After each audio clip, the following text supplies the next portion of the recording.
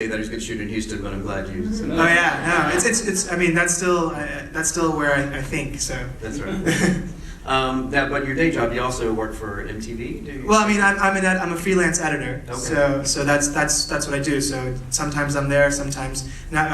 I literally just this past week I started working on an independent feature. It's a documentary. So that's what I'll be doing for the next 4 or 6 months. We'll see how it goes. Gotcha.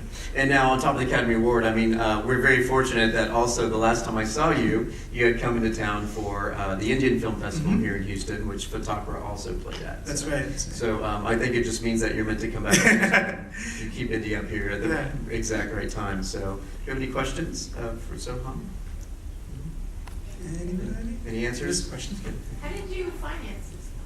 So I made this as part of film school. So you know, I'm a Texas resident, and I did explore schools elsewhere. But one of the great things about going to school in Texas is that, as a resident, the school is cheaper. So basically, rather than paying a lot in tuition, I spent money on films. And the equipment was from school. The almost, you know, all the crew were other students.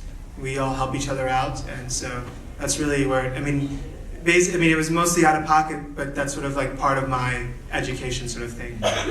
Did you do the, as filmmakers are doing these days, did you do any of the crowdsourcing sites or anything like that? I didn't. This film actually was right before that. Okay. Right before that really caught on. So I mean, this film has sort of been an incubation. I mean, it was a long project. I spent a year editing. I spent a year writing it. Then we shot it in 12 days. And if those of you who ever worked on film, you know, like the shooting part is the part that gets the most glory, but it's actually the shortest part.